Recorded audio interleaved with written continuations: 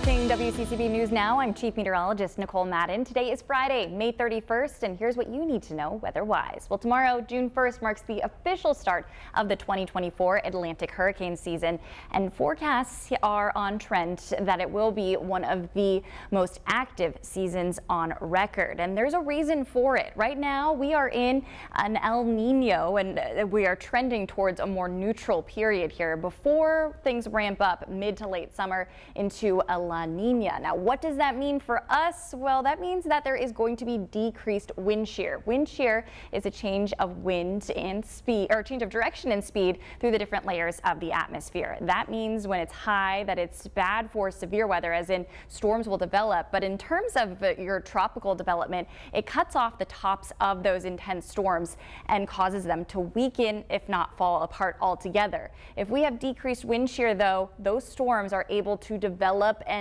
get stronger much faster. Not only that, we're also dealing with near record high ocean temperature, which will provide fuel for those thunderstorms. And right now, sea surface temperatures are in the upper 80s across a good portion of the central Atlantic into the Caribbean. Now, we're not seeing anything active in the Atlantic at this time, but the first storm name here of the 2024 season will be Alberto. And when the season takes off here, it will likely do so quickly. Now, it only takes one storm, so you always want to make sure you're prepared. And the WCCB WeatherWise team always here to guide you through, whether it's with the tropics, severe weather, or even the nice weather that we have, especially what we have coming up this weekend. Make sure you download the WCCB Weather app for all of the latest information, including the forecast that we're going to see today. And for the start of your weekend, it's beautiful. We've been in this nice pattern here with sunny skies and cooler temperatures. Highs today will be on trend here to stay below average once again in the upper 70s to low 80s. It'll be sunny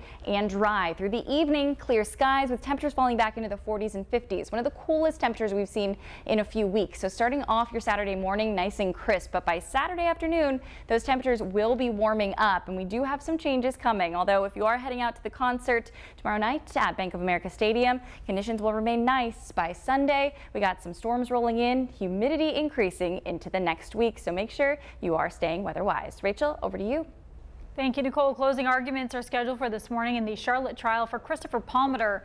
He's charged with failing to report his stepdaughter, Madalena Kojikari, missing. She hasn't been seen since November of 2022. Testimony wrapped up in the trial on Thursday after the defense decided not to call Diana Kojikari to the stand. Jury deliberations are expected to start later today. Stick with WCCB Charlotte for updates throughout the day on this case. A warning from police after they arrested a man accused of peeping into a woman's window in East Charlotte. Kendall Carpenter is charged with trespassing, secretly peeping, and indecent exposure. A woman living on South Crawford Street told police she was startled by a man peeping through her window while exposing himself. Carpenter is being held in the Union County Jail. Police believe there could be more victims. We're working to learn more about a police investigation in West Charlotte. This is video from the scene Thursday night at the Food Lion on Ashley Road. Our crew spotted a car at the entrance of the store roped off in crime tape. Medic says it took one person to the hospital with life-threatening injuries. Neither police nor medic said what happened to the victim. A man faces attempted murder charges after investigators say he shot an employee with the Lancaster County Sheriff's Office.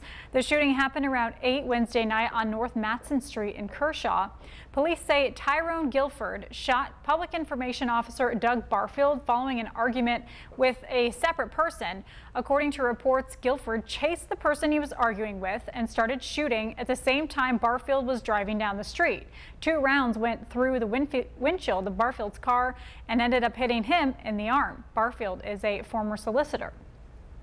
There is an Ashanti alert for a woman in North Carolina who police believe could be in danger. Cynthia Gobble was last seen Wednesday in Moxville, North Carolina. The Davie County Sheriff's Office believes her husband, Gregory Gobble, kidnapped her. The two were last seen in a 1997 white Ford F-250 pickup with a North Carolina plate YV1974. An Ashanti alert is basically the adult version of an Amber Alert. The North Carolina Division of Motor Vehicles will start issuing new permits, licenses, and IDs using a new design card. DMV officials say the new design elements are among more than 50 security features used to help law enforcement detect fraud. Existing licenses, permits, and IDs will stay valid until their expiration date.